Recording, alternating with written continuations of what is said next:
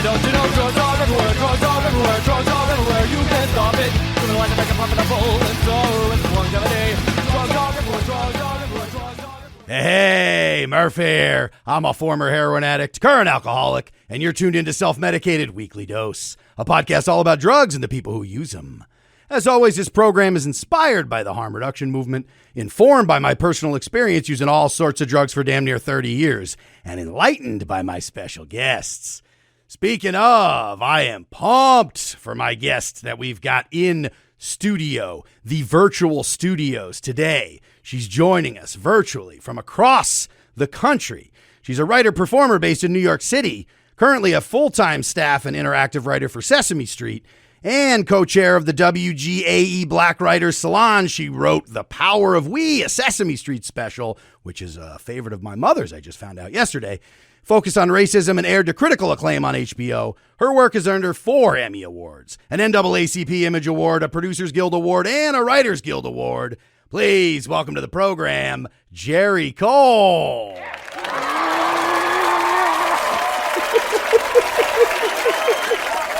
Wow, the fans are here. I like the applause. Hell yeah. Live studio we got. Live virtual studio. How about that? It's nice. It's nice. It's been a while since I've heard applause.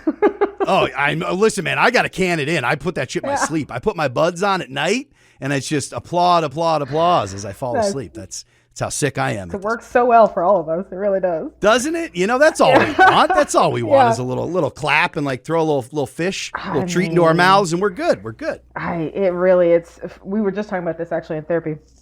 The warming ourselves against the hearts, all the hearts, and it's warming us up. Feels so good. That's a nice way to look at it. Yes, it's heat. It's getting us through this long winter. This third winter, as you said before, we're in stage 3 of winter. Yeah. So how are things? How is Sesame Street? What's going on? Things are all right. Sesame Street is good. I feel like I never know. I'm always out of the loop. I always feel out of the loop. I used to be more in the loop, but now I'm out of the loop. So as far as I can tell, they're doing all right. In my little corner, we're doing all right. A lot has changed over the years, but there's still some, good things that have stayed the same. It's a great place to work. We were talking earlier. It's like everyone's always like, "Oh," when you work there, and I'm like, "It's fine." Yeah, it's a job. It becomes as soon as you commodify anything, it takes the magic right out of it. That's just how that works. Yeah. Though I will say there is still the magic with the characters. Like those performers are incredibly talented. Yeah. And so it is still, that magic is still there. And it's legendary incredible puppets to witness, actually. Yeah. Still incredible to witness. But, day in, day out, I'm like, all right, this is... I'm fortunate to have a job, blah, blah, blah. Sure. All the things that, it is a good place to work. There's a lot of perks. Now, what do you think the chances are of getting some of the decrim propaganda onto Sesame Street? Is there any? Yeah, I know it's probably a ways away, but I feel like on something Sesame can be pretty slow, which is, I don't want to, talk shit, but I'm like, could I sneak it in? I do try to sneak it in. Okay, yes. I'm like, how could I sneak it in? We got the inside agent. Yeah, it's the only thing about it. If there's a way that I can. Yeah, the non-judgmental stuff. It feels like that's already there. You know what I mean? I feel like the best of the best on Sesame Street is not going to be shitting on people who may be having a hard time, and so it feels like the spirit of it is there, if not the policy itself. That makes sense. Well, listen, Geri, we have a jam-packed show here. We have some funky. I brought some segments here with some videos specifically for you. Thinking of, on the heels of Sesame Street. We got some retro videos. We got some old school cartoons in here. We got some fun shit. And let's start things off by diving into the fog of drug war. War. It's fantastic. Now, as with any war, this drug war has been going on over 50 years, $1 trillion. Sure has. Sure you know, has. it's the forever war that's very expensive. We won, though, right? Didn't we win? I think we win. I think it's like, we're still sorting out the details of the surrender. Like drugs were, supposed to surrender, but there's still terms and conditions that have to go along with that. So I think. Sorry, when I said we, I meant we, the drugs. The drugs won. Yes. Oh, okay. All right. Now we're talking. We have won. We have won. We are undefeated, as a matter of fact. Every battle. And there's just been so many silly things. As with any war, you get into the trenches, and it's like shit just gets weird. You hear weird stories. It's confusing. It's you got friendly fire. You got miscommunications. You got a lot going on. Yeah. So in this war in particular, there's plenty to dive into. That is pretty strange. So I'm going to start things off here with this number, and I just want to see what your thoughts are on this. Okay. In the early days of the Cold War, the CIA ordered the creation of a secret program. I'll set this up a little bit better. Let me set this up for you, and for the listeners specifically. Here's the thing. I do this shit all the time. With these videos, it's like I'm doing a podcast, right? It's an audio. So the listeners are listening. The viewers, I'm always like, you're seeing what I'm seeing, but they're not. I got great guests, so they always tell me, dude, you got to fucking tell people what's going on here. I mean, even I was like, wait, which one at the BBC? What's going on? I rushed into that one. Let's set the stage here. So I have a phone line set up, a voicemail line for the program, and it's 443 MK Ultra is the number. So MK Ultra, some people don't know, have never heard of it. Some people kind of heard of it. It's like, what's this? Some weird acid thing with the CIA. So here's just a little bit of primer. I've had a lot of people writing in and calling the number. In fact, calling 443 MK Ultra and saying, what the fuck is MK Ultra? So I'd like to give a little bit of this. And I think this is classified as some foggy shit going on here. This is a little bit of a backstory from the BBC on MK Ultra. In the early days of the Cold War, the CIA ordered the creation of a secret program intended to find ways of mind control. They funded an army of psychiatric institutions across the United States and Canada to perform experiments on unsuspecting patients using psychedelic drugs, sensory deprivation, electroshock treatment, and more. The program was known by its codename, MK Ultra.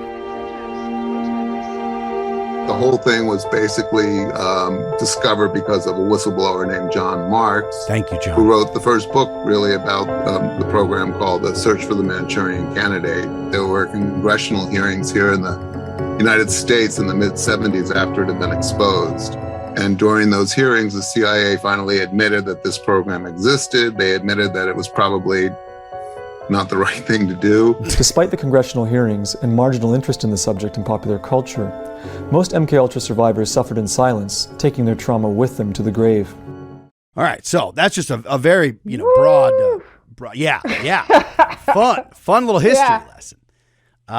So initial thoughts, Geri, on just what our government is capable of. Oh, I feel like I only just learned about this recently, and I'm not sure how. I'm not sure who, how I stumbled across it. And my, first thoughts were like, holy fuck. And then I'm not surprised. It was like the holy fuck of it and the but I'm not, this is so believable to me. This is like, of course our government did this. And so, That's a classic reaction. It's like a kind of like a, very much like that tracks. Yep, that's about right. While also criminalizing drug use. All the hilarious hypocrisy. You could always count on the U.S. government to have hilarious hypocrisies. The least they could have done after that was exposed is just be like, all right, we're decriminalizing all the LSD. Like everyone, at least start there and just be like, fine. We experimented on unwitting Americans with this who didn't know. So it's like, let's just let it fly. Yeah. We're definitely not going to repair. Yeah. No. We're not going to repair no reparations for those people's lives that we ruined. No, sorry. We're maybe going to admit we did it. Right. But you're just going to have to deal with the state we've left your mind in for the rest of your life. And then how that affected your family and affected your family and affected your family. Sure. Sure. No reparations. We're going to barely admit that we did it. Also, I feel like this is what happens when, and this may be rude or offensive. If it is, I apologize. And this is also a wild assumption. This is what happens when people who don't do drugs try and experiment with drugs. Would be my guess. No, I think that's absolutely fair. Yeah, the squares at the CIA. Yeah. Yeah. It's No, like that's what happens when people who like have no sense of curiosity and or like so you could argue that they would experiment on people unknowingly. Try to mess with drugs is that they do this awful evil thing. yes, they do the worst. Right. So instead of taking like for how wonderful and exploratory LSD can be with the right set and setting, with the right dosage. First off, you're taking it is helpful to know that that's just that's a nice start is to know that you're going to be taking it. So if you do that, it's like there's so much wonder in it, and there's so much, and there's been a lot of people, experiments, official, unofficial, and stuff that have shown that. And it's, from my own personal experience, it's like it can be so wonderful. So of course, leave it to the CIA to be like, can this drug possibly? Can we get a Manchurian candidate? Can we get someone to assassinate? Where they went, communist leaders without knowing? Like, can we just say, this is where it goes? And of course, that's where the conspiracies lie, where people are like, oh, there are some people who were still under the spell of MK Ultra. Some people who are out there. There's some celebrities people have thrown around that are kind of ridiculous, but I think it really just comes down to like, Wait, are you raising your hand? No.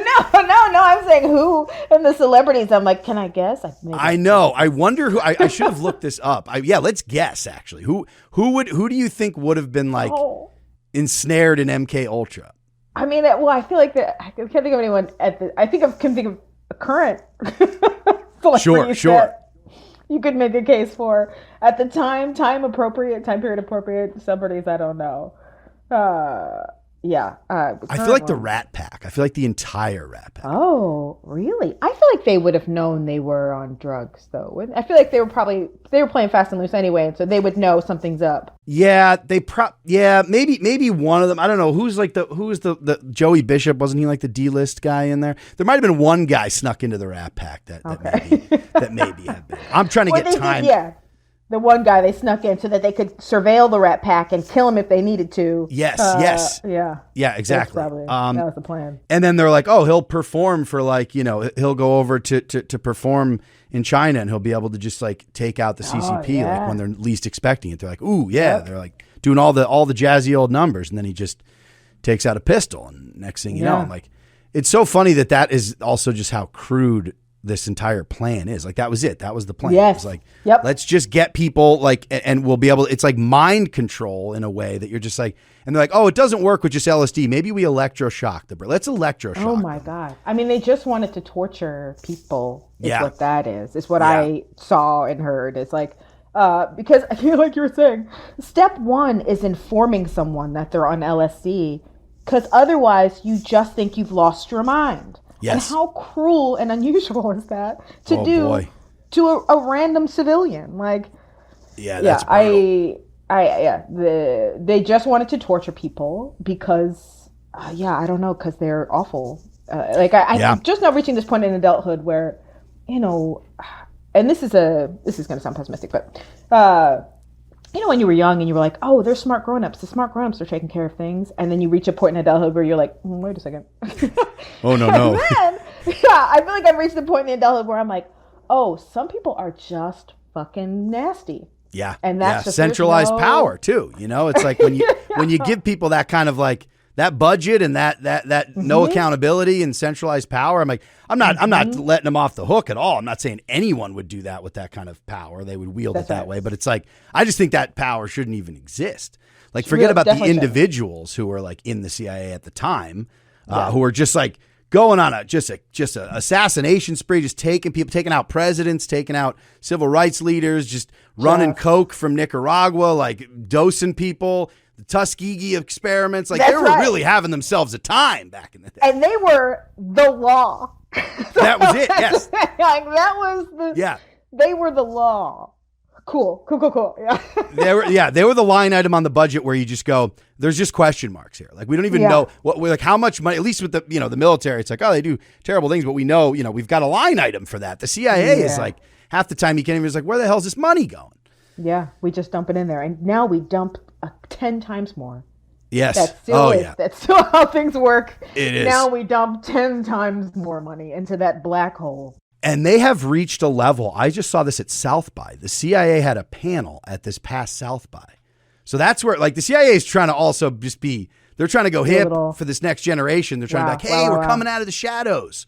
We're going to South by Southwest. Wow. Huh. That feels oddly direct. Like, don't get me wrong. I would have assumed that there was some dark money coming from the CIA that's trying to influence the current pop culture that gets made. Sure. Just like the NFL and the fucking National Police Association give tons of money to Hollywood to make all those bullshit films. Yep. I would have assumed that the CIA was doing it too. But yeah, for them to like show up with their own face and be like, hey, we're the CIA, we're not so bad. Yeah. What? With the lanyards, with the South by lanyards, just out in the open. They're just like at the fucking, Tito's tent, having Tito's and sodas afterwards, just trying to mix it up. They're like, yeah, gonna go see Mumford and Sons. That's more scary?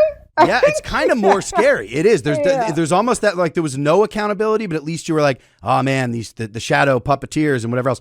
The fact that they're now just bold enough to come out in the open and just be like, oh yeah, we've got this on lockdown. It's kind of like, it's like roaches in the daylight. Where you're like, oh, we have a problem. That's right. Yes. They don't give a shit about this light anymore. They're just out munching. Yeah. They do not care. Roaches in the light. I've been there. Yeah. Oh my. Yeah. Well, at least now we, for the listeners out there who are curious about MK Ultra, there's so much more to be that rock to be overturned and those roaches to come out into the light. There's a lot there, but at least that's a little bit of a primer. So, if you have any more thoughts on it, just call 443 MK Ultra. I got that number for a reason. So use it, and we can chat a little bit more about it. Now, Geri, as a writer of children's television, I'm very excited for this next segment to kind of dissect this. I found this old gem. I was able to track this down because I had this in the back of my mind. I didn't know if it was a CIA implant or if this actually was real.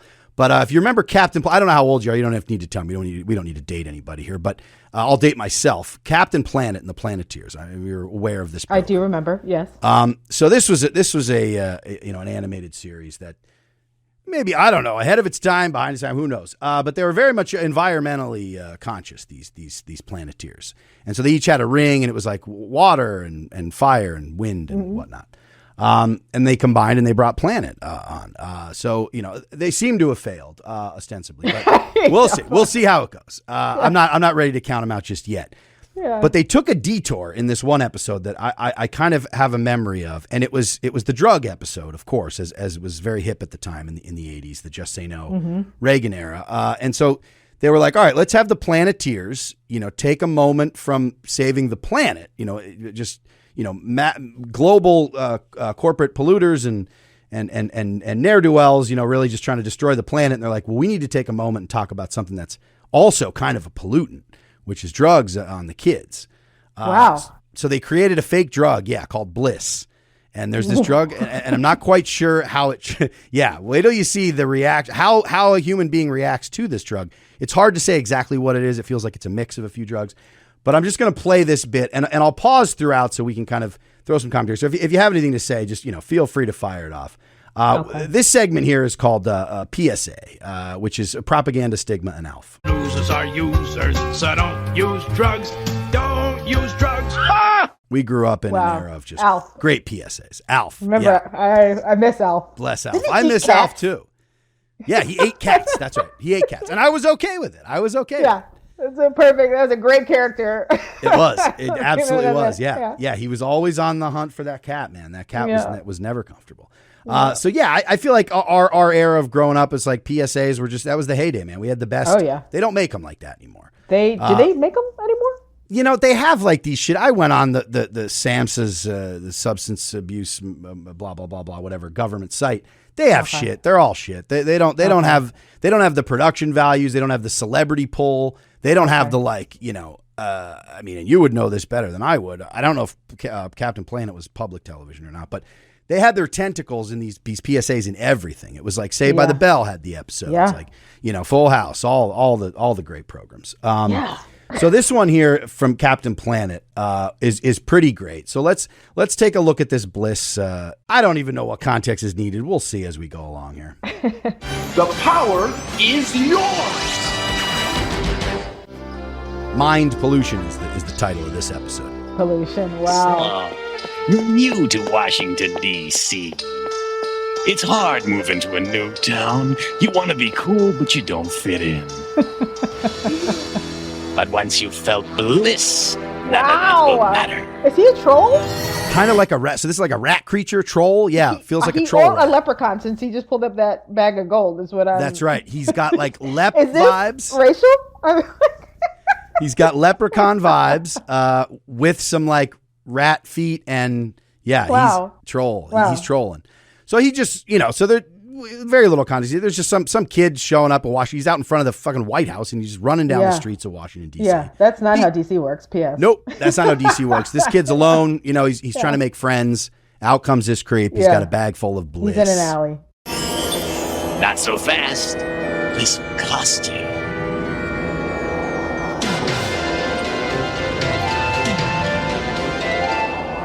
Go on. In what universe are you, again, wandering down a desolate alley and a shoeless leprechaun approaches you? With a trench, with a sick trench. He was a hot look in the trench.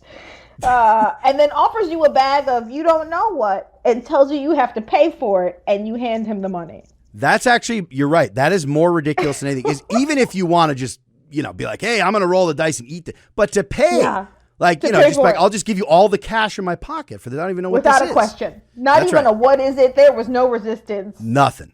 I think that's actually this young man's problem is I think so. Seemingly incapable of critical thinking. That's right. He's been let loose. He might be an MK Ultra patient. That's amazing. He's wandering around the streets of DC. He's probably an MK Ultra patient. Yeah. He doesn't know his ass from his elbow here. He's grabbed the bag. He's given all his cash. He looks a little concerned, but he's gonna munch. List out. Ooh. Nothing can bring you down now. He is a rat. That is a rat. That's he is a now, rat. this is a custom trench because there is a nice little rat tail hole in the back of that trench. He's a rat man. He's a rat man. I feel, I didn't get a good look at his face, but I feel confident there might be some clearly racist. Oh, sure. Sure. Caricaturing going on here. The rat in the trench coat? Yeah, I imagine. I'm going to say yes. Yeah. It's not looking good. I'm going to say absolutely. Yeah. So this kid pops. We don't know. I would say feels like a mix between, because he popped it, his eyes turned red. Not like bloodshot eyes like he's smoking, like his actual, the what do you call it? The pupils and the color of his eyes just went completely red. Yeah. And he's giggling. And then he started laughing. And he's giggling like a fiend. So, he's up, he's having a good, feels like maybe like kind of like a Molly, like an MDMA mixed with. That's like sugar. Fast That's acting. what that looked yeah. like. That was a sugar bomb. That was, yes. He was just popping Smarties. Those were Smarties. Yeah. Radioactive Smarties from the Rat Man. So now he's zooted. He's feeling good. Yeah. Ooh. Runs out in the street, gets hit by a bus. Wow. Yeah, you're feeling no pain. All right, hit by a bus, just right out into the street, hit by a bus, shakes it off, giggles it off. Ran directly into the bus. So it's a painkiller as well. Yeah. Or at least if you're high enough, I guess you probably don't feel too much. But I mean, he got knocked over by a bus. He ran directly into a bus. Yes. That was his first move after his eyes turned red. Yes. He ran right for a bus. Wow. All right. So now we're into the layer. Now we're off into, now we get to Whoopi. I believe this is Whoopi time. Whoopi Goldberg was voiced one of the characters. Cameo. Yeah. Oh yeah. Something terrible is happening in Washington. Man, what went down on that street? What went down, Wheeler, was people's self-respect. They no longer care about their neighborhood or themselves. Wow. So we're going to quickly turn it right on the poor poor people of Washington D.C. On the people who've been who right down the street from the old White House there. Definitely their fault. It's their fault. Definitely their fault. They don't care about themselves or their neighborhood. Nope. We're not even going to think about who just flooded this area with some deadly substance. Thank you, CIA, once again. Exactly. That's right. We According to know who it Freeway was. Rick Ross, yes, Yeah. the CIA had a hand in this crack explosion. They sure did. This bliss explosion. Yeah. So yeah, the buildings are boarded up, painted, they're just spray painted bliss all over. Yeah. You know, which is something you tend to do. You know, if you remember the heyday of the crack epidemic, it was just people spray painting crack cocaine on the walls of everything. Like you do. Like you do. Want a name? You want put the name up of the drug? That's right. You want the name of the drug spray painted all over the town. Sure. And then this guy breaks into a car. It looks like this fella's hysteria. Why an eco alert?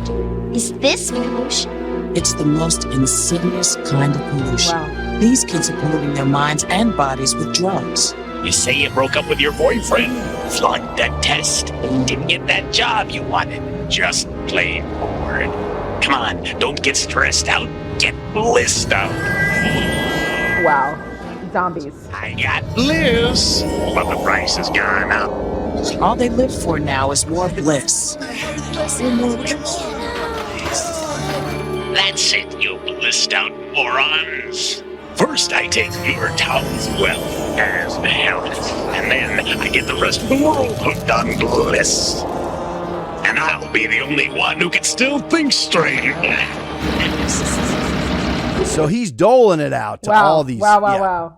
Except the price has gone up. There's a lot there. There was so much there. I also now want to confirm there is definitely some racial. Oh, big time, yes. Well, I'm not going to say what, but it feels clear. It feels clear to me now. It definitely feels clear. Yeah. Also, No, they went with the vermin. They went specifically with the sure rat did. as a They sure did. And that's a choice. Yeah, that's a strong choice with precedent. Yeah, we got the receipts for that for sure. We sure do. Also, I am so. The thing that's most entertaining to me about this is the fact that this clear rat man, who could not look any more like a villain, is somehow waving around a bag of radioactive material, and everyone's like, "Yeah, the kids who haven't even taken it yet are like, yeah, I have no questions." No, none at all. They're like, "Yeah, I broke up with my boyfriend. I didn't prepare for the test," or whatever the reasoning that was also floated there was pretty fast and loose with the with the mystery drugs. I mean, again, maybe you have a rough night. You're like, yeah, I don't know. I broke up with my boyfriend. I might go out with the gals, have a couple of drinks, maybe whatever. But and it's like, no, I'm just gonna take this mystery rat man, yes, into the arms of the rat man. Also, what a shit business. I mean, he's running this isn't even sustainable. Let's be honest. It's definitely not. He cracked. He seems more, concerned with the taking over the world. He did a quick jump there. Where it Very was like, quick. First you, then the world. Yeah, because you're still like, you're still just working that corner. You don't even have anybody selling this for you. You're still just yourself on the corner, individually selling it. And now you're like, I got big ambitions to take over the world. Yeah, and it's like, guy, get some runners first. You are jumping several. You are. Also, if you just keep cranking the price up, I mean, you're not even supply and demand has just gone out the window here. Like he's like, all of a sudden now it costs so much. I'm like, that's not necessary. It's definitely not. No, it's a terrible business model.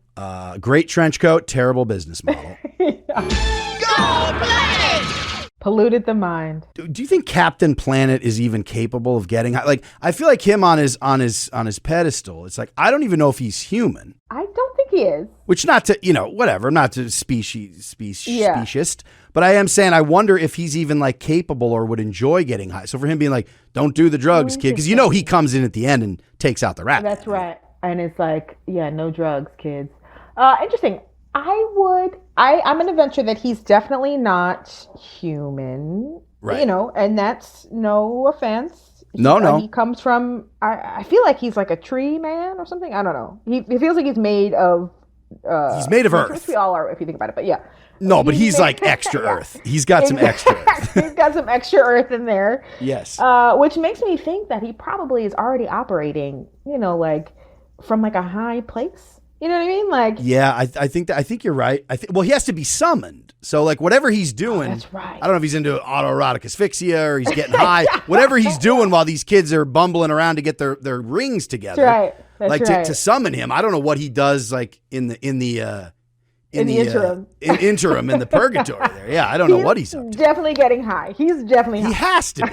Or he's just laying a ton of pipe because he's in incredible shape. He does look good. He looks good. I mean, he's got that blue skin, but he's chiseled. It's that extra earth. It is that extra. Yes.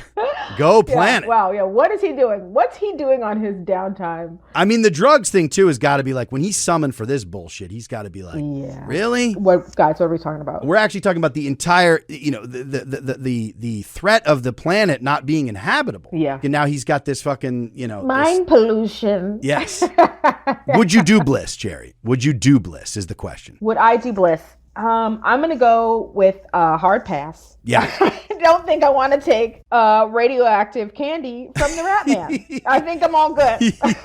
Yes. Nothing about that seemed intriguing or charming. No, it didn't even really seem fun. There was nothing sexy about bliss. No, nothing sexy. It didn't even seem like a party drug. The demented giggling was the best they could do to be like, ooh, he ran into a bus. He ran right into a bus. He took it and ran into a bus. So I'm going to say no. Yeah. I'm a no. Yeah. I'm also no, which is rare for me. I'll try anything twice, but I do think the bliss might be where I draw the line. Hard pass. I mean, I could say that now if it was floating around at the, if it's at the party, you got a babysitter at home. I mean, what the hell? Who knows? Well, listen, Geri, I would like to get to know a little. We know so much now about Captain Planet. We've breezed through the 80s. Mm-hmm. We've seen some travesties and from our government. We've seen the Rat Man do his thing, but now I feel like the listeners want to know a little bit more about you. Okay. So what do you say we stroll on over? Watch out for that bus. We're going to stroll on over inside the user studio.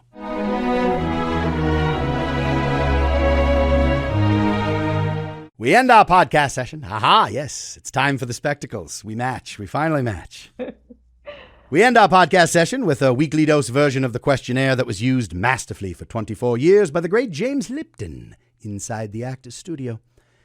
And the first question is, Geri Cole, what is your favorite drug? Ooh, favorite drug. I think I'm going to stick with the classic of weed. Weed? I mean, if we're thinking, if we're talking drugs, like I don't want to be like caffeine or confidence, We're all adults here. Drugs. Yeah. Actual drugs, I think I'm gonna go with weed, but like a very specific type of weed. I get very What's your strain? Well, I always need help with that. That's why I love going to the places where it's legal, so then you can get the like recommendations. Sure. Because I always just sort of want the giggle, I don't need to lose my mind. I just want to have the thing that's like. Ah, I see. Yes. So you're into hybrid territory because if you don't want indica, you don't want to be passing out. You don't want to be into couch, as the kids say. I don't need a snooze. Yeah. So you want a little something that goes up, and you want a little something that gets you a little, having the a good time, floating. The face that you made said it all. I'm trying to explain that. It was a floating. Your face was just blissfully floating. Party weed. What is your least favorite drug? Ooh. I mean, are we considering alcohol a drug? Absolutely. But that's not my worst. That's not my worst favorite. I feel like I might also can still say weed. Oh my goodness! The duality, the cannabis duality. I love it. First time for that answer. Really? Okay. Love it. I mean, to be honest, I haven't done a ton of drugs, and so I feel like I've certainly also had those. It's like you have those times, and I've had those times where I've smoked weed where it's been like, oh man, honestly had those years where I smoked weed where I was like, I was like, why was everything always so fun? And it's like, you were high. Yes. Yeah. But then I've also had those times where it was like and that's why I stopped smoking weed for a while. Anxiety. I hit a wall at some point where it was like, oh, I'm just going to be paranoid. As soon as I just suddenly I'm like, oh, I need to go lay down, Yes.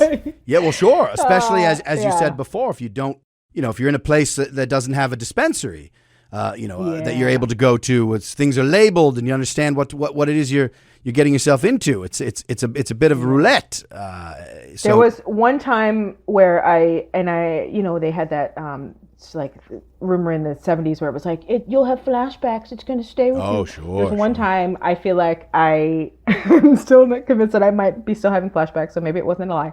I got so high that I think that it will tell you how, like, why it was not fun. I got so high I couldn't tell if I was awake or asleep. Ooh. Oh, the in-betwixt. And I needed to go to the bathroom. Yes. But I couldn't go because every time I would go into the bathroom and take my pants down, I was convinced that I was actually asleep and getting ready to piss myself. Oh, torturous. Torture. And it's like, I couldn't tell if I was awake or asleep. Oh, my And that goodness. was... What was the verdict? Did you wake up with awake. the wet sheets? All right, you were awake. Perfect. I was awake. Listen, that's a awake, nightmare scenario. You know, I tend to occasionally, more often than I'd like, I have a sleep paralysis. I don't know if you've heard of this. Oh, I've had that before. Oh, yeah. Really? You've had it? Now I'm talking about, yeah. you know, under the influence, but not under the influence, even sober. The little demons creep up on you. You can't move. Sure do. Oh, They waking sure asleep. do. Talk about wanting to piss and shit yourself and run away screaming, but you can't. Yeah. Yes. Yeah. I feel like there's a period of time. It hasn't happened to me in a long time, but there was a period of time where it used to happen to me somewhat regularly, and it's the most terrifying. It is. I enjoyed the novelty at first. In the very beginning, but then I immediately was like, no, this is not fun. Bad news. This is for the birds. I'm trapped inside my body. Yes, and I would always just get or at least in my experience, where then because I was awake, but couldn't open my eyes or move, and so I could only move once someone touched me, I needed the touch to break me out, and so and so several times, whoever I was with would be like, "Are you okay?" Because they would see me going like, trying to get out. Yes, a horror show. A horror show. I can imagine looking on from. Yeah. Yes. Yeah. No, wrestling with those shadow demons. My goodness. Yeah. What age were you the first time you found yourself under the influence of drugs, not of shadow demons? We can leave. Oh, sleep paralysis. That's for another program. I think you and I should start a podcast about sleep paralysis, but that's another program for another day. But what about for drugs? For drugs, I think I was probably 16. Yes. Yeah, somewhere around 16. I mean, I feel like I had my first drink first. I had my first drink around 14, and then. But I feel like the first time I got high, really, I was like, "Oh, you're high." I was 17. I had been trying to smoke with friends. Sure. Around that age, and then it wasn't. I feel like I wasn't actually getting high. I wasn't doing it right. Yeah, you fiddle and faddle around a little bit before you really get there. What celebrity's overdose death has had the most profound effect on you? Oh, ooh. My first thought was it feels especially sad when it's someone like Jimi Hendrix, who, as far as I understand, choked to death on his own vomit. And that, to me, the horror of that is, it's all awful, but that, you were so incapacitated and there was no one caring for you. Yes. That's that feels like such an awful way to go isolated. Out. Yes. I believe it was, alcohol, barbiturates, and night demons as well, perhaps. That's the ultimate. Yeah. The ultimate, yeah, maybe the night demons got him. And so young, the Forever 27. Hendrix is in the Forever 27 Club. Yeah, the 27 Club. Basically everyone who's entered into the 27 Club, I feel like it feels awful. Yes. In recent memory, Prince, that one was that. Do we call that an overdose? I feel like I believe so, yes. There's a lot of mystery shrouding, I think, because of liability and whatnot. But, he was on, under multiple doctors' care. But, yes, I believe it was a fentanyl overdose that eventually, maybe mixing with other. Those two, him and Michael Jackson, shook me. Obviously, we've learned some new things since their passing, which makes it a little bit more difficult. But those two artists specifically, that was like, whoa. Yes. They're allowed to die. Titans. Yes. No, they were larger than life. What is your favorite slang word for cannabis? Doobie? Doobie? Well, I'm sorry, was that a do at the end? Doobie. Yes. Maybe do. Yeah. Love doobie. it. Yeah, that one's, that's fun to say. It sure is. Spark up a doobie. Yeah, exactly. What drug would you like to deal for a living? I think I would go mushrooms because I feel like we have only just scratched the surface of the healing power of psilocybin. Yes.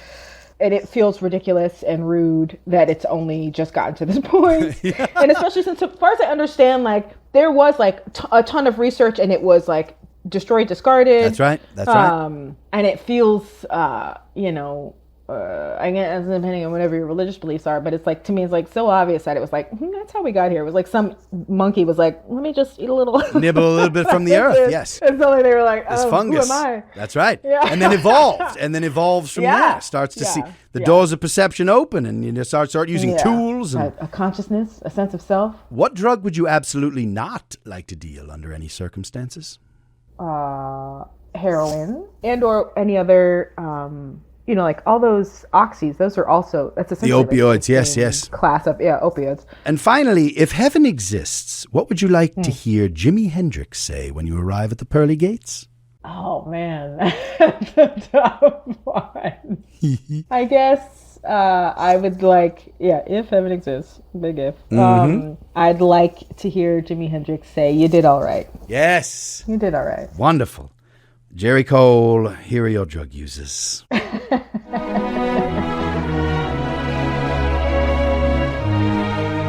Just a little affirmation from Jimmy. I like that. Yeah. Geri, what a wonderful time I've had. I would love for my listeners to know where they can follow you, where they can find you. What projects are you working on? What would you like people to know about, other than Sesame Street? I don't know if Sesame Street needs the plug.